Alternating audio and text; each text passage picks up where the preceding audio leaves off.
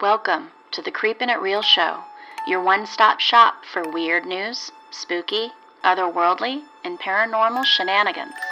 We'll take a dive into what's going on in creepy pop culture. You can follow us on Twitter at creepin_it and like us on Facebook at The Creepin' It Real Show. Do you have a paranormal story you'd like to share with us? You can email us at creepinitrealshow@gmail.com. This is, today, one half of your host, Christy.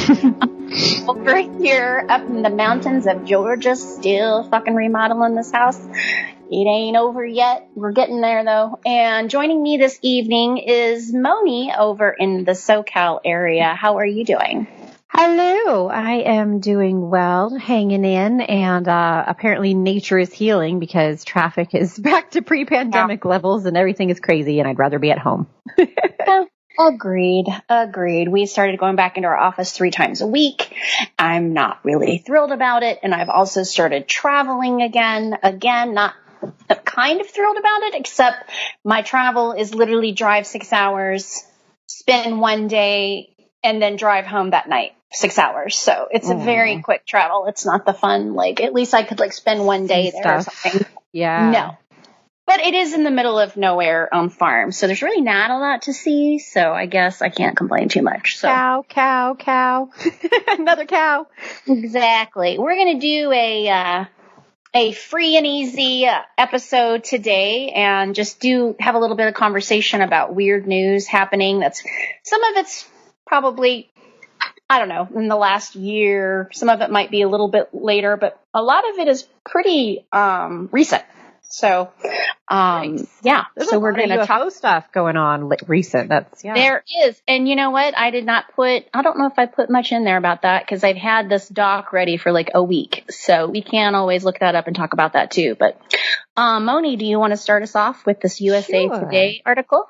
Yes. So heads up, a Chinese rocket that might be out of control is hurtling back to Earth. Here's what you should know. A section of large Chinese rocket is falling back to Earth and is expected to hit sometime Saturday. Where will it land? It's did land, yes. Okay, did it? Where will it land? Okay, so this is... And the weirdest part is it wasn't a big deal when it landed. I guess it landed somewhere in New Zealand in the ocean. But I mean, it's fine because it was all about how this thing is hurtling towards Earth and it's going so fast that we can't track its trajectory we normally would be able to. So we needed some Armageddon stuff and some people to come save us.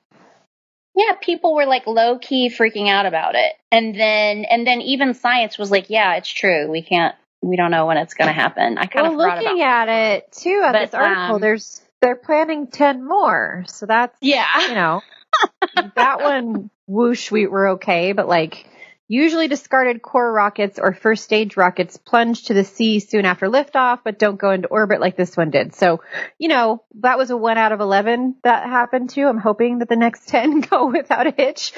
But China's space agency has yet to say whether the core stage of the huge rocket is being controlled. Cool. We have no idea. No one knows for sure where it will land. What we do, we found out where it landed. The debris will be dragged toward Earth. Well, that did happen. And it's almost the body of the rocket, almost intact, coming down. So maybe that'll wash up on the shore in New Zealand area. That'll be kind of cool. Yeah, they should. There's video on TikTok. It went into the air over Canada, and it went so fast that it crashed into the ocean of near New Zealand. And people filmed it and thought it was a UFO. Did that? Well, no, they were looking for it. They knew it. They knew that was what it was. Because they're people who didn't people that just live there were what's going on over the ocean? Yeah. So that's interesting, but yeah, it says the stage's thin-skinned aluminum alloy exterior will easily burn up in the atmosphere and that the risk to people on the surface is extremely remote. But that's not true. It actually did not. It made it. So, yeah. So much you wonder what the Chinese are putting into those things that they're not burning up. Exactly. Well, why don't you read this one since that one was kind of a buzz. Yeah. So this is wine that went to space for sale with a $1 million price tag. And this is out of London. The wine that is out of this world and the price is appropriately stratospheric. Christie's said on Tuesday, May 4th, that it is selling a bottle of French wine that spent more than a year in orbit aboard the International Space Station. I don't know why they didn't drink it there. The auction house thinks a wine connoisseur may pay as much as $1 million to own it. The Petrus 2000 is one of 12 bottles sent into space in November 2019 by researchers exploring the potential for extraterrestrial agriculture. It returned 14 months later, subtly altered, according to wine experts who sampled it at a tasting. So it's been, so some of the other ones, the bottles, I was like, this particular bottle's been tasted, but Tim Tiptree, International Director of Christie's Wine and Spirits Department, said the space-age wine was matured in a unique environment of near zero gravity aboard the space station.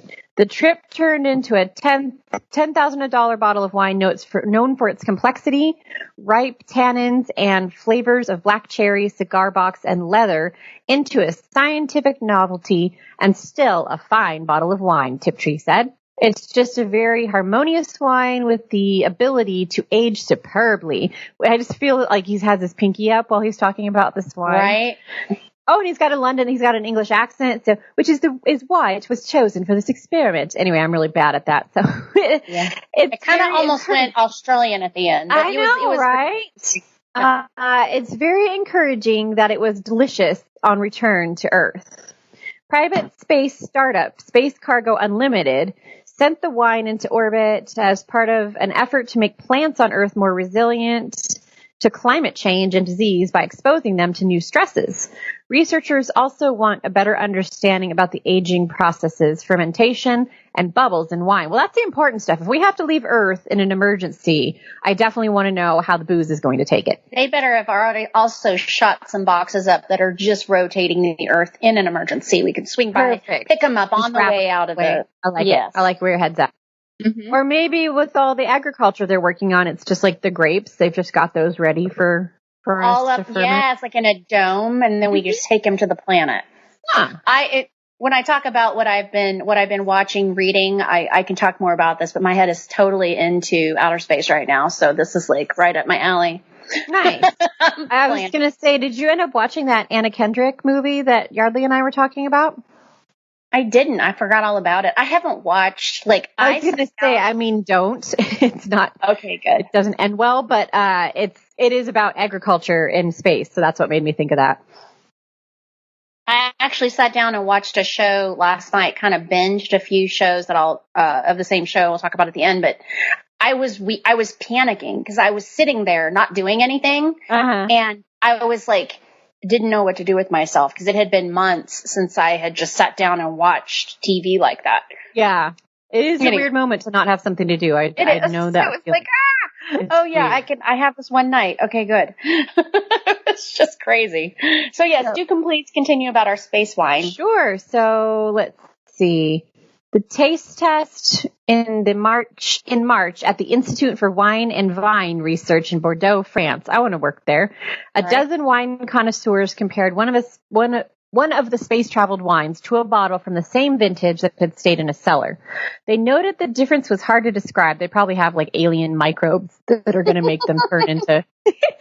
Cool. Jane Anson, a writer with the Vine publication Decanter, said the wine that remained on Earth tasted a bit younger, the space version slightly softer and more aromatic. The wine being offered by Christie's in a private sale comes with a bottle of terrestrial Petrus of the same vintage, a decanter, glasses, and corkscrew crafted from a meteorite. Well, for $1 million, I would hope so. And it would be super cool. It's all held... Oh. Yeah, I want to see this. I wish there was a picture of like all the stuff that comes with it. It's all held in a handcrafted wooden trunk with decoration inspired by science fiction pioneer Jules Verne and the Star Trek universe. Proceeds from the wine sale will fund future research by Space Cargo Unlimited. Several other bottles from the dozen that were in space remain unopened, but Christie says there are no plans to sell any of them. They probably want to see how this goes. Tiptree says the price estimate is in the region of $1 million, reflects the sale's likely appeal to a mix of wine connoisseurs, space buffs, and the kind of wealthy people who collect ultimate experiences. The lot includes a bottle of 2,000 pet. This rarity is about so they get a bottle of the one that didn't go to space, so they can compare the two. Like I would ever drink a $1 million bottle of wine, right? If I did, I don't have that kind of self-esteem to be like, I'm worth this $1 million bottle of wine. Exactly. I wouldn't be sharing it though. No, sorry. I'd probably be calculating how much each sip cost. Right. I would hope half a sip, everybody. Yeah. And then you got to spit it back out into the bottle. No, exactly. I would hope that they would decide to drink it, but maybe not immediately. Tiptree said it's at its peak drinking, but this wine will probably last at least another 2 or 3 decades. Wow. That's like something like someone in your family passes away and you're rich and you find that and you don't even know the value of it. And you just drink it or get rid of it. I don't know. That would be crazy. Yes, that is crazy. I would buy it and I would either never drink it or I would drink it by myself. Yeah, sure. So I'm going to read this one. And while I'm reading it, if you can click on this link, skip to minute 35 in this video and tell me what you see while I'm reading this. So I'm going to be on mute. Okay.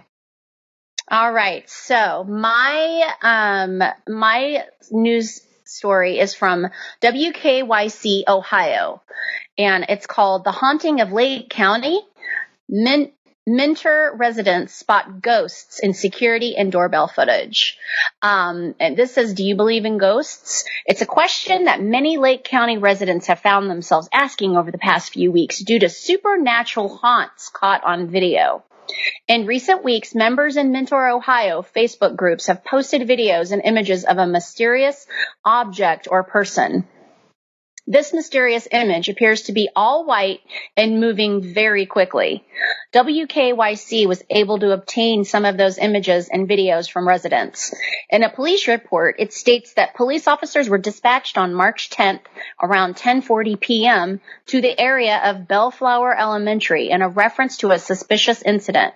The caller reported seeing a 7-year-old girl running northbound in the area. As one officer approached Wyatt's greenhouse, he spotted a child fitting the description from the caller. Multiple other departments were searching the area and had no luck finding a child. After the search, the responding officer checked the dash cam video and found no children in the dash cam video, which was saved as an investigative encounter. I was surprised by what I saw. The person appeared to be a small child running rather erect and too quickly for a child, the report says. When the officer got out of the vehicle to try and catch the child, nobody was in the area. The officer continued along the building expecting to see a child crying or scared, but there were no signs of anyone. So what do you do? So it's humanoid. And when I say that, because it runs the way that a human runs, it's very fast. It's hard to tell in this video, like when you say it's a child, from the angle and everything of this video, it's hard to tell if it's small or large. I thought it was an adult humanoid running. It's see-through or like opaque or whatever, the way you would expect a ghost to be. I know that if Joe watches, because I watch a lot of like Nuke's Top 5, and there's a lot of similar things to this piece of footage, that he would probably say it's something to do with like the camera, like going the speed that it's going, or, you know, basically making it look like something's blurring when someone's running by. Either way, it is a see-through humanoid hauling ass, and it's interesting to look at. It's creepy to watch for sure. So when I post this show, I will post this video on our Facebook page. Cool. So if you're listening to this and you want to check out this video, because it is kind of an obscure local news source. So it doesn't float either. It's got feet on the ground, whatever it is. But yeah, interesting. To me, I agree with you. It did kind of look like an adult, but almost like missing the head, so it, to the first eye, it might look like it's small, but apparently they caught it on camera. Yes. But apparently people in the neighborhood, because there was a couple of different articles about this, have seen it with their eyes, and it looks just like it does in the video. So it's not like solid, like a person really running solid. That's interesting. In real life. Yeah. Either. And that's why they're all over the neighborhood. They were reporting this person that looked like a child running around at night, late at night. And so they would call the police. And then the police would come out, check, and they didn't. And then this one time the police actually saw it. And then they actually caught it on their dash cam, and people caught it on their Ring doorbells. So it's pretty crazy. I know Joe's a skeptic. I try to be a skeptic in some things, but this looks like if you're going to catch like a ghost on camera, that's what I would think it looked like. But like a modern one, not like one of those Victorian ghosts walking down a lake, like what I was also kind of wondering if it was residual. I mean, the speed that thing's hauling ass, if it's something that kind of replays on a loop as far as like something traumatic happened towards the end of whatever it was his life, and now it's still running. I believe in those things. And I believe that's also, it doesn't necessarily have to be even that spirit. It could just be that energy trapped there from like a traumatic thing, and it just replays and replays and replays, and it's not like a live haunting. It's just a loop of trapped energy. It's going to become like lore in that neighborhood where they're just used to seeing like certain times of night, certain lighting, they're going to see that thing go by. Yep, I agree. So I think it'd be something to kind of watch and see if anybody catches that, because there were other people talking about that they had it on their doorbells or the dash cams and the cop cars. There's more than one piece of footage. That was just one of the main ones they gave, and so that's the one I used. So I'll post that and you guys can check it out. And I would love to hear y'all's opinion on what you think it is. So you want to do the Poland? This one's pretty funny. It looks delicious. Creature terrorizing Poland. Hilarious. Yeah. I didn't post the picture. Oh, shit. No, that would be fun. Sorry. I thought I did, but I didn't. Sorry about that. All good. Creature terrorizing Poland turns out to be a croissant stuck in a tree, which sounds like a delicious problem. According to an animal control group from Poland, they received a call that an unidentifiable animal was terrorizing the residents of a street in Krakow. When officials arrived on the scene, however, they discovered that there was no danger at all. The Krakow Animal Welfare Society posted the incident on Facebook, confirming that a woman had called in a report about a creature that had been terrorizing her neighbors for 2 days. I can't imagine the amount of noise this thing must have been making and just breaking into houses. It must have been just a rampage. So according to the post, people were apparently afraid to open their windows because an unidentified animal had been lurking in a tree. When officials arrived at the scene, however, they discovered that there was no chance that the animal was going to enter anyone's house or pounce on anyone walking underneath the tree. Now, I disagree, because it could have fallen on them. So that's because the creature was actually a croissant stuck in a tree, which also, you have to ask about people's life choices to put something so delicious and have it stuck in a tree. Did they throw it? Like, what happened? I put the photo at the very end of your article, so keep reading. It looks like a fucking croissant. Honestly. Like, worst case scenario, I might look at that and say some kind of weird, like, hornet's nest, like a bee's, like a hornet or some kind of weird. But other than that, that's a fucking croissant, people. Like, I don't know why. I'd kind of like to hear the story behind it, but at any rate, so this lurking and terrorizing. Yeah, it's just sitting there staring at you. There. No eyes. That's, what, I hate to be rude, but that's around in America, that would be such a white person neighborhood to be like, this thing looked at me the wrong way and I have to call in all the police and all the animal control. It's a fucking croissant. So it was removed from the tree without any incident. So it did not actually attack anyone, which was great. They think that it got there by someone trying to feed the birds. Why a bird would not eat a croissant? Maybe it thought that it was being terrorized by this thing. I don't know. Maybe the birds were upset as well. Maybe the birds called the animal control. You don't know. They could be like narking on the other animals. Complain to the people who then finally called because they were tired of the. I think that's exactly what happened. I'm very sad that someone wasted a croissant. Yeah, if you're going to feed a bird, you don't just chunk a giant croissant out at them. Yeah. You push it, you pull it apart, and throw pieces out. So I give whomever tried to waste a delicious pastry on birds and chuck it up there like that an F for the day too. Right. Also, I don't think that you should really give a croissant to birds. They're not that great for humans either. They're not that healthy. So anyway, what do I know? Yeah, it was, let's see, the animal welfare workers did write on Facebook that while the incident was amusing, it's still the right thing to do to report strange sightings. Usually, strange creatures lurking in trees don't end up being croissants, and it's safer to let trained workers handle them. Right. Right. Okay. So, right. I don't even know what to say. I don't either. Like, you did good by calling animal control over a croissant. Who looked at that and thought that was an animal? I just can't. Anyway, okay. Right. Ooh, this was my favorite article. I'm so glad that I could be. If you want to look at this video while I read it, you can. Sure. It's probably a little bit long, so if you just want to skip through and you can get the general concept of the story. I don't know. I'm still terrified by the croissant story. So. Yes, I'm sorry. I traumatized you for the rest of the show. Yes. It was terrifying. I know. If you could just gather the strength, just truly seek your inner strength. Pull it together. I'm such a team player, though. I think I can do this. I know. You definitely are. Okay. This article is by Futurism, which I was like, really, Futurism? But no, it is a pretty reputable site. So I give it, it's all about, it's science-y. And this article is scientists drive tiny robot around inside living butthole. So I don't know if anybody has seen that movie, Inner Space. I was obsessed with it when I was a kid. It has Martin Short and Dennis Quaid. And Dennis Quaid is a scientist who gets shrunk, and like spies get his shrunken submarine thing and it gets accidentally injected into a grocery store worker, Martin Short. So he's floating around in Martin Short's body, and it's a whole thing. Gross. It's such a great movie. I love it so much. So when I saw this, I immediately thought of Inner Space, and it made me super excited, even though it's just inside of a butthole. That's the beginning. And then it goes into Martin Short, the grocery bag boy.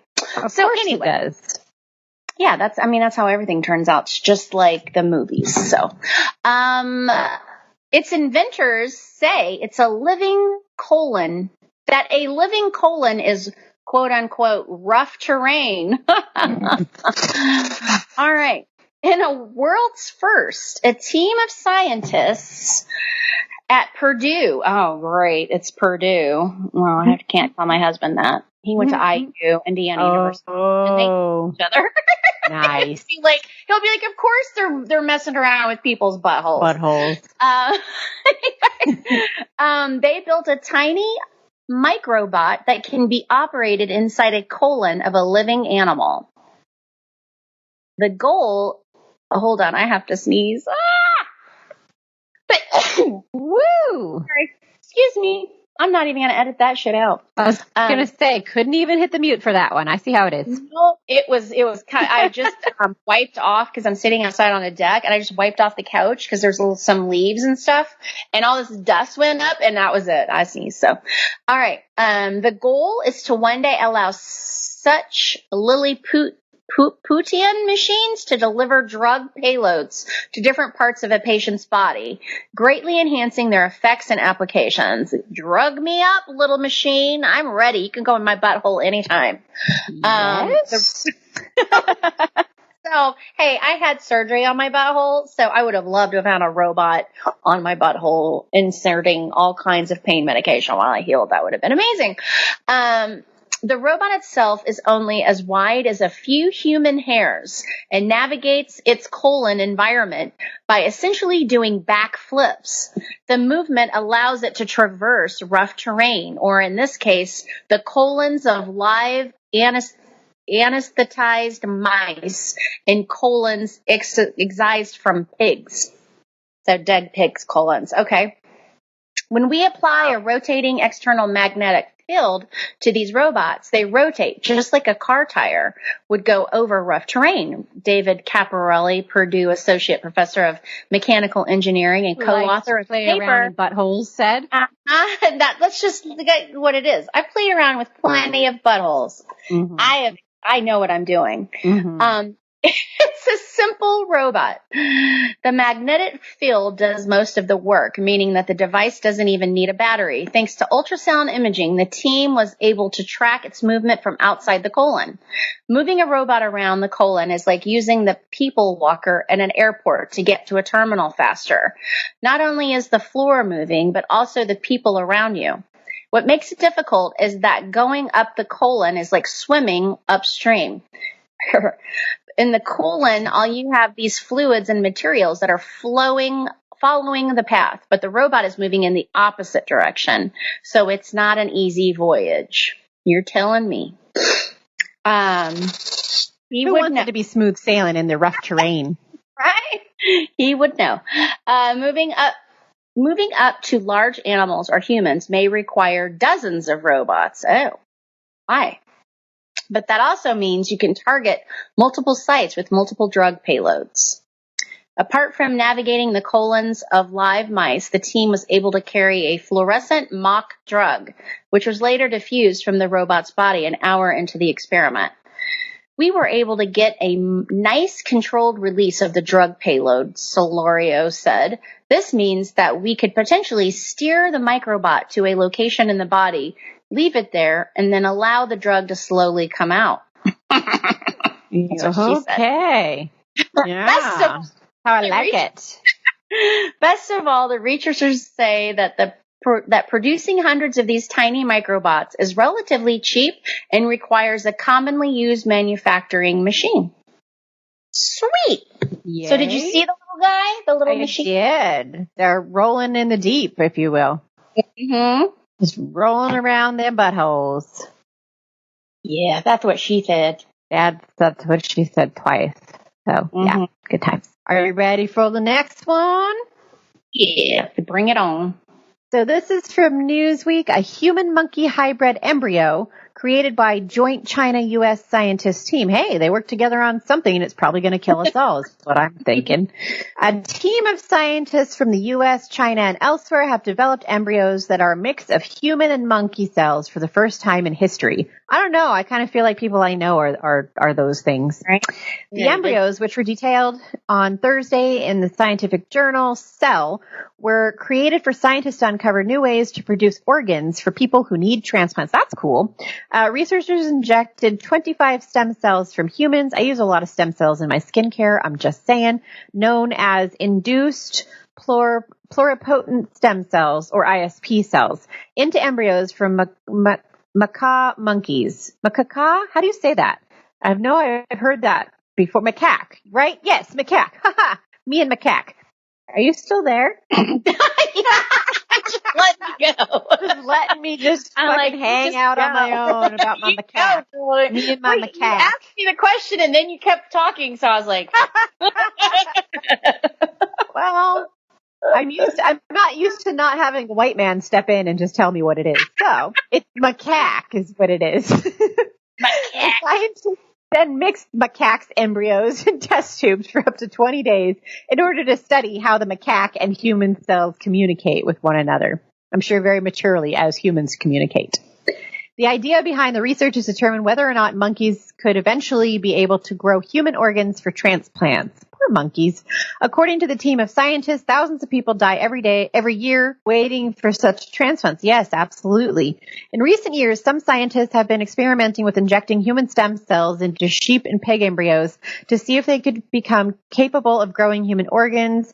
However, that research has so far been unsuccessful, according to NPR. Now, the team of scientists choose to experiment with monkeys because they are much more closely related to humans genetically. The researchers reported that after one day, they were able to detect human cells growing in 132 of the injected embryos. Wow. However, most of the embryos died during the 20-day experiment, and those that survived only retained 4 to 7% of the cells, according to the South China Morning Post. Nonetheless, the scientists found the research represented significant progress for this type of study. The knowledge will allow us to go back now and try to re-engineer these pathways that were successful for allowing appropriate development of human cells in these other animals. Juan Carlos, a professor in the Gene Expression Laboratory of Salk. There's a lot of words. He's in La Jolla. He's in Fancy Town, my way, in California. And he's very, very excited. So very excited. Excited. So maybe we'll even buy $1 million bottle of wine to celebrate. Yeah, that's good and space. Right? We only can drink space wine. We definitely want to get some nice drugs inserted up our buttholes. Yes. Oh my God. This is like designer. Yeah. Get some extra vaccines, get some extra things in your butthole, just get it all. Why don't they inject those into their macaque? Yeah, inject him into my macaque, into my butt, front, back, side to side. These types of mixed species embryos are known as chimeras, named after the fire-breathing creature from Greek mythology that is part lion, part goat, part snake. Though the researchers believe the work will be an important feat, other scientists raise concerns over the experiment being unethical, just because you're messing around with macaque. One concern is that someone could eventually try to take this research a step forward and attempt to create a baby form of mixed embryo. That's what I'm saying. And then it's going to become self-aware and it's going to kill us all because we're fucking around with our buttholes and macaques instead of paying attention. Macaque. Nobody really wants monkeys rocking around with human eggs and human sperm inside of them. Holy crap, no. Says Hank Greeley, a man of reason from Stanford. He critiques the line of research while noting that this particular study was ethically done, according to NPR, because if a monkey and human sperm meets a monkey with human eggs, nobody wants a human embryo inside a monkey's uterus. I mean, I also don't want a human embryo inside a macaque, but what do I know? Oh my gosh, I'm so glad I get to read this one. Cool. So if anybody's watched Black Mirror, you remember those like fucking robot dog episode that it was like those robots? Yes. That was a good episode too. One of my favorite episodes, and a lot of people didn't like it because it was in black and white, and it, it was really, really dark, and I really loved it. I thought it was fucking genius. So I just was looking at this article and I was like, okay, robot dog. And then I looked it up and it looks just like the fucking machines from that Black Mirror episode. Seriously, it's crazy. Right. Yeah, it does. Post. Yes. This is from the New York Post. NYPD's robot dog will be returned after outrage. So they rolled out these robot dogs in the hood, like in the bad neighborhoods, not in the good neighborhoods. Like you would think if you're going to try this out, you would not try it in neighborhoods that you're already having trust issues with the police. But no, they were stupid and did this stupid thing. So it starts with, that's rough. Yeah. The NYPD will part ways with Digidog, the robotic police dog that earned Rep AOC's wrath and became the subject of a city council subpoena after images of it went viral. The department told the Post on Wednesday that it ended a contract with Boston Dynamics to lease the four-legged RoboCop. The contract has been terminated and the dog will be returned, a spokesperson said. The sudden termination comes after a clip of the machine patrolling a Manhattan housing project went viral, sparking backlash and drawing comparisons to the dystopic TV series Black Mirror. No shit. Mayor Bill de Blasio then urged the NYDP to rethink its use of the robot. Eventually, city council leaders agreed and decided to subpoena the NYPD to find out its cost.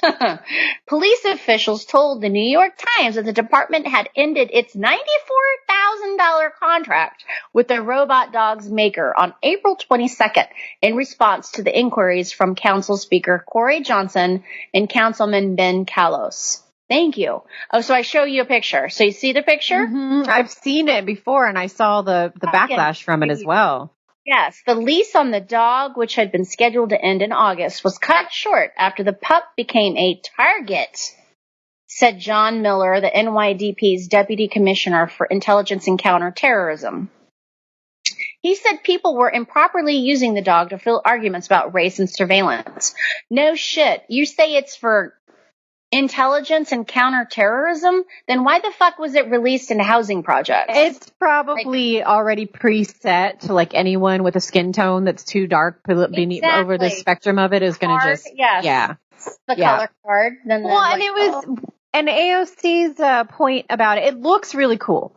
And like if it could do things like remove a bomb, right? Where they have those robots that remove bombs. If it was something that you could talk through, which they already have, those kind that go in and negotiate, like the human voice comes through them and you negotiate terrorist situations and things. Yeah. That makes sense. But again, it's another one of those where whether you agree with defunding the police, or just kind of lowering how much money they have or not, it's a very major form of militarizing the police and then setting this militarized thing that's not even having the ability to think into, like you said, a housing project where people probably aren't very able to defend themselves and probably are just living their lives. So, well, also, like, if you want to provide a comfort zone and provide people, like a new thing to see, you put it in an area that's moderate, that's like, medium. You don't put it in a lower income area, like, you create a situation, like, that's just as a marketing person, I could see this nightmare coming a mile away. I would have never been like, oh yeah, roll it out in the projects. That's one of all the ways you could spend money. Really? Too, well, totally. Helping but I'm people thinking, that need it. and I 100% agree with you because I think I 100% agree with you on that. But if my job was to roll out this robot, I would not have done it the way they did it. They're stupid. And they're trying to blame, he says, people had figured out the catchphrases and the language to somehow make this evil. What you did that. You created that by doing it the way that you did it. So you're stupid. So I'm sorry. But if you're going to be 100. dumb, you're going to sign up to view this program and you're going to waste a bunch of money on like one fucking robot dog, you did it the wrong way. So, police had previously used the dog in February while responding to a home invasion and hostage situation. There you go. In the Bronx, earning jeers from local politicians, including AOC, who called it robotic surveillance ground drone, which is, she's not wrong. Yep. Regardless of politics, she ain't wrong there. No. The bot weighs 70 pounds. That's how much my puppy weighs. Has cameras and lights, is capable of two-way communication, and is able to use artificial intelligence to navigate its environment. Kalos, who has proposed legislation to ban the NYPD from using any weaponized robots or drones, told the Times that the dog underscored what he called the militarization of the police. Thank you. That is 100% true. At a time where we should be having more beat cops on the street, building relationships with residents, they're actually headed in another direction and trying to replace them with robots. He is so right. Bill Neinhart, a spokesperson for the mayor, said he was glad the Digidog was put down. It's creepy, alienating, and sends the wrong message to New Yorkers. Well, no fucking shit. Yeah. So I guess that's it for the crazy news. I don't know if we want to talk about the alien stuff. I don't know a lot about it, except for that I watched Kyle Hill. Excuse me.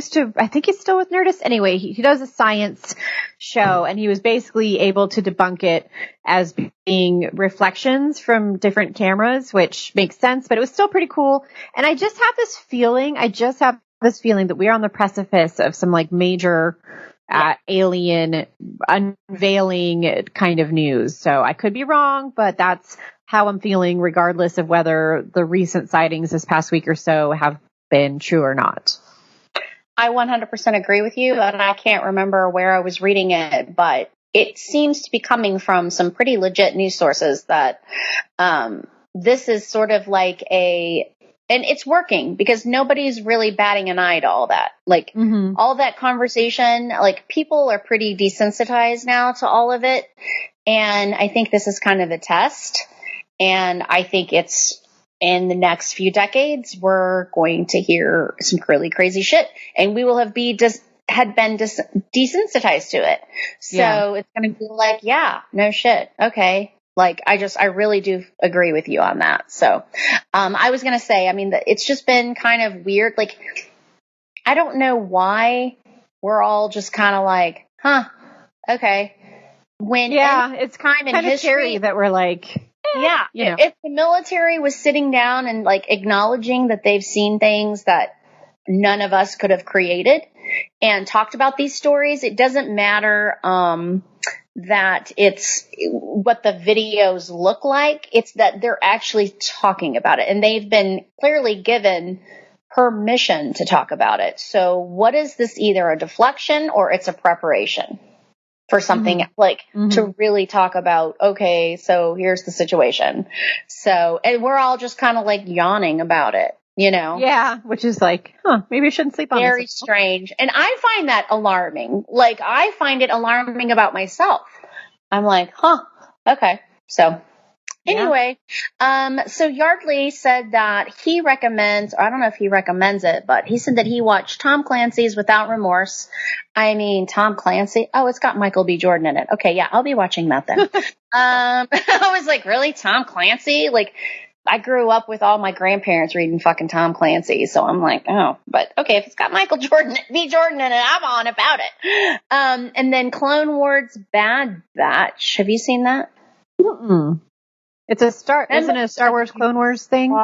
I guess. Members of a unique squad of clones find their way in a changing galaxy in the aftermath of the Clone War. Okay. So it must be some spinoff show. Those are the things that he listed, and he couldn't join us tonight. So, nice. So that, I know he watched Woman in the Window, and I think we might be talking about that on his show next week. However, you did watch it? I did. Okay, I don't want to get into it in case we are talking about it next time, but I don't think he wants to. I think he thinks it's trash and wants to talk about something else. I did not enjoy it. It wasn't bad. It just wasn't like the caliber of the people in it, I guess. I read the book years ago, so like don't hold me to remembering any of it. I just remember I really liked it. And then, yeah, like you said, the caliber of the people in it right now, it could have been a lot. It's the directing. It was, I laughed when I shouldn't have. It was super weird. Anyway. So he's saying on my show can give our thoughts out favorite eps of Haunting, which I've been watching, and Army of the Dead, which I haven't seen Army of the Dead. It doesn't come on yet. It starts, I want to say tomorrow on Netflix, and Making Up Shit. Yeah. Anyway, well, by the time this airs, it probably is out. So if you guys want to watch Army of the Dead and follow along with Yardley's review of it next time, then you can. So tell us what you've been watching. I've been watching The Haunting, The Haunting, that series. I just finished the last episode last night.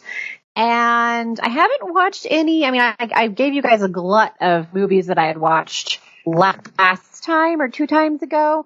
I watched Woman in the Window, like I mentioned. I also plan to watch a lot this weekend because my husband and the kids are going to be gone for like 36 hours. So you get a whole little time, huh? Yeah. So I'm going to find something to watch during that time, but I haven't done too much. Still keeping up with The Handmaid's Tale. I'm 1 episode behind from this week.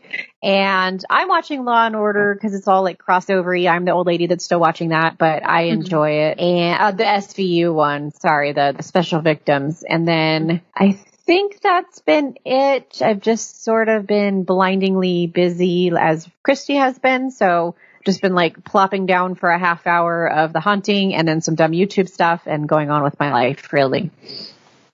Nice. Well, I listed that I watched The Haunting, and so, Haunted. I've been watching Haunted. Is that the one that you guys are talking about? Okay, good. And then, so I've been doing a lot of work travel lately, and with that means driving like obnoxiously large amounts of time in my car and in the middle of a gas shortage. So even more time while looking for gas. So I've been listening to some audiobooks. This is the first time I've ever started doing audiobooks. I'm kind of mad I hadn't thought about doing it before, because normally I'm just like listening to podcast after podcast after podcast on like a 6-hour drive. And I got it in my mind to start listening to audiobooks, duh. And so the first one that I listened to was The Fisherman, and it was good. If you like horror, it's very Stephen King-y. And it's in upstate New York, In the woods around Woodstock, Dutchman's Creek flows out of the Asstoken Reservoir. Steep banked, fast moving, it offers the promise of fine fishing and something more. A possibility too fantastic to be true. And when Abe and Dan, two widowers who have found solace in each other's company and a shared passion for fishing, hear rumors of the creek and what might be found there, the remedy to both their losses, they dismiss it as just another fish story. Soon, though, the men find themselves drawn into a tale as deep and old as the reservoir.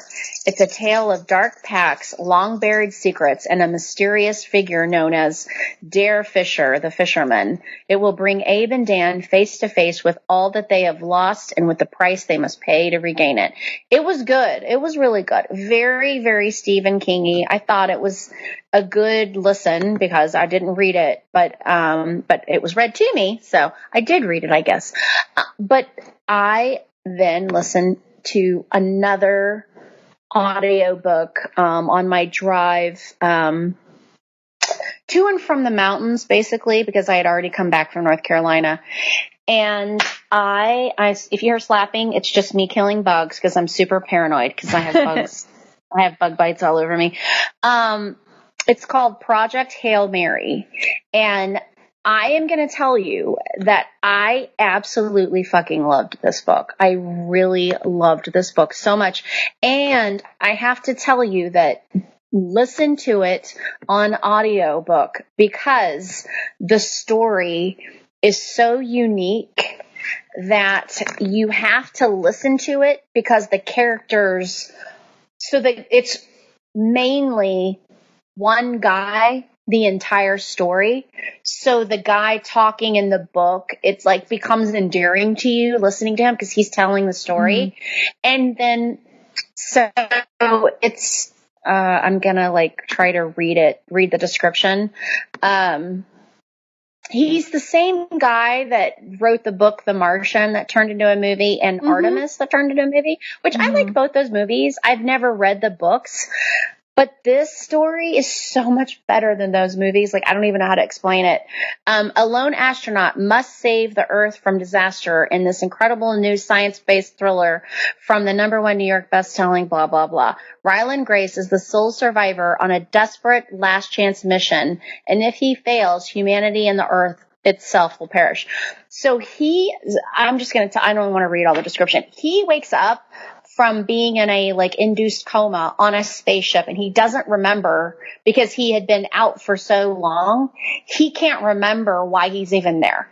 So while he's discovering the ship, he's figuring out really quick he's a scientist because he knows things that a scientist would know. But then he's also like, as he's figuring out his journey ahead, he's getting pieces of the past and he's remembering them. So he jumps back and forth between his memories and then what's happening. I mean, can you imagine just like waking up on a spaceship? Yeah. And his crew is dead. So there was supposed to be a crew of 3. The other 2 people are dead. So it's just him. And it is, oh my gosh, I cried and then I cried and then I was scared and horrified and then I laughed and then I cried again and then I cried because I was happy. Oh my gosh, then I was petrified. Oh my gosh, I was driving home from work yesterday at the very end of the story, bawling my fucking eyes out of happiness.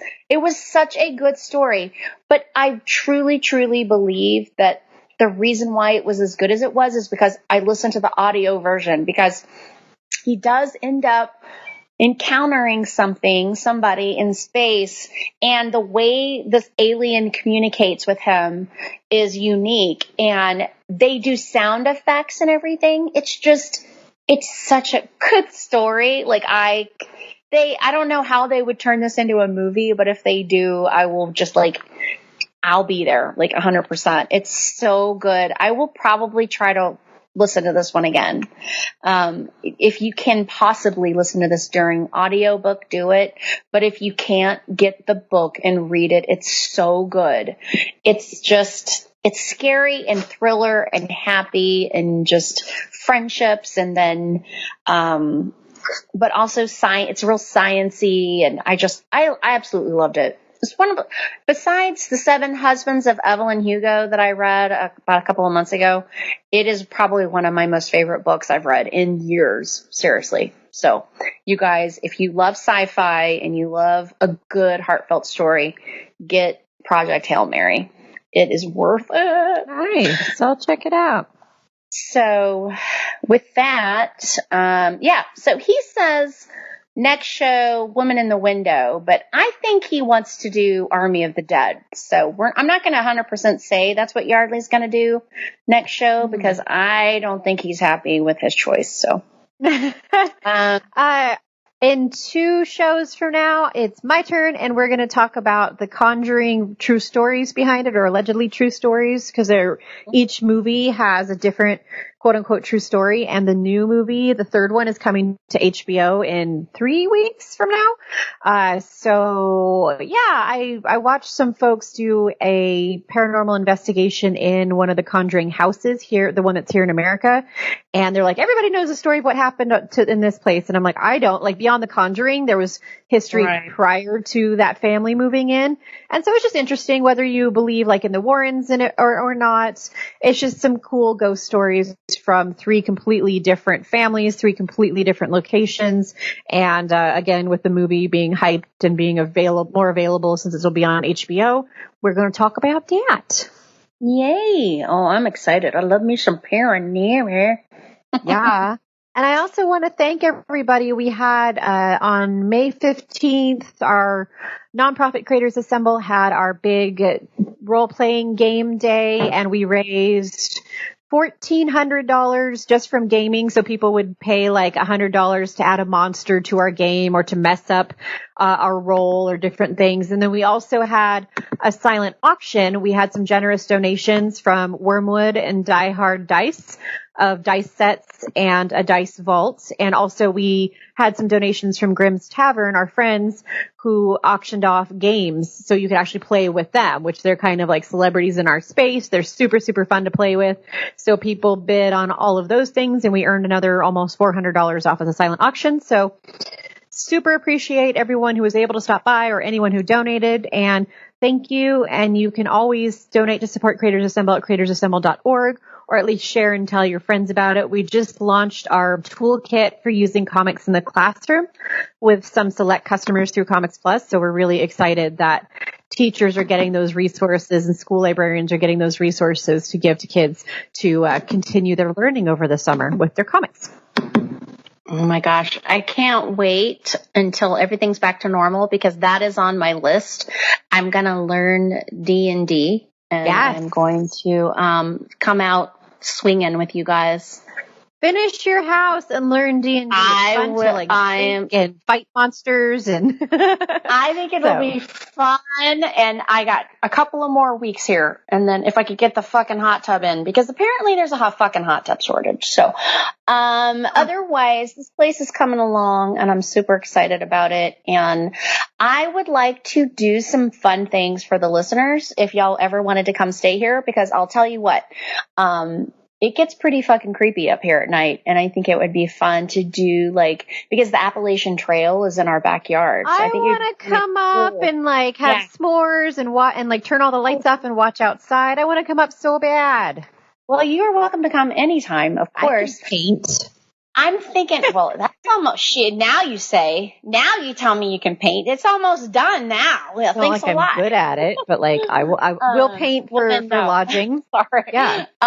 So I'm thinking, like, I don't know, like a scavenger hunt or a geocaching adventure for anybody who wants to come up here and stay, but specifically for the Creepin' It Real show. So I would do like something fun to save and look for and hunt.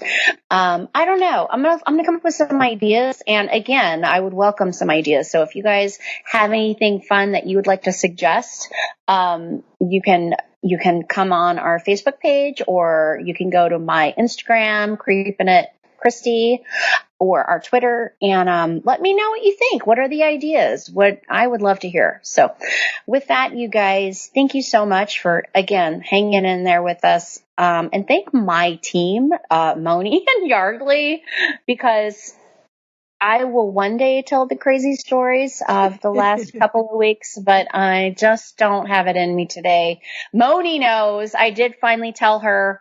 And that's just like not even all it. Well, I had allergic reactions. I've had crazy friend situations and graduation. My daughter's graduating on Sunday.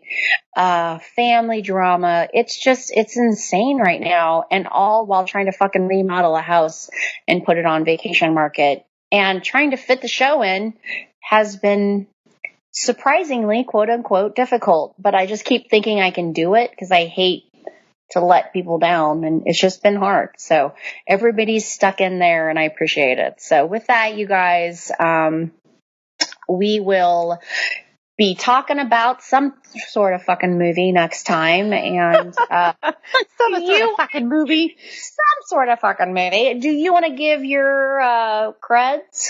Sure. I am at Moni, Barre, across the board. And of course, Creators Assemble is available on all the apps, all social media, and online. Yes, please go follow Creators Assemble. They do so much fun stuff. And you guys, if you like our show and you think you'd be super interested in this stuff, even Stephanie, who started listening to us and then got involved. She's involved with Creators Assemble now and loves it. I will keep watching all her posts, and it's so freaking awesome. She's a hard worker, and she's doing so good. Like, she's super involved and everything. Amazing.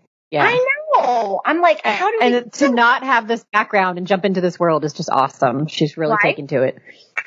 I think it's awesome. And she just found us listening to our podcast. So I love it. And that's a shout out to her, because I see all her posts, and that just warms my heart that we find these really cool people just doing this. And we're not out here trying to change the world. We're just doing what we like.